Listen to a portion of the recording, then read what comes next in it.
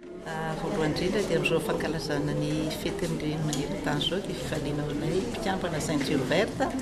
ny miarahaba anareo ary milaza soa ho vehivavy. Fifaliana ao anay mpikambana dia ny iarahanareo miaraka aminay amin'ny alalan'ny fikolokoloana ny voninkazo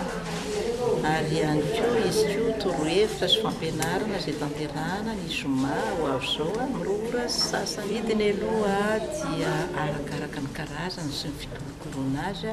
mety tomboka hatramin'ny arivo ariary ka hatramin'ny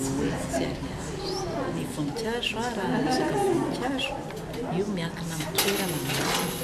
ohatra izao eo ambanimasonareo io misy voasary, misy tsy manana tokotany ny olona nefa voasary izao io mazaka be anatin'ny zoza ka miankina amin'ilay toerana raha tany malalaka be misy azy dia ny voninkazo zany manana ny mikasika momba azy ohatrantsika ihany misy tsy mazaka makatsika, misy tsy mazaka mafana dia miankina amin'izay ihany ny toerana, miankina amin'izay misy voninkazo tsy mazaka trano mangatsiaka, misy voninkazo tsy mazaka inaly vatana dia miankina amin'ny toerana misy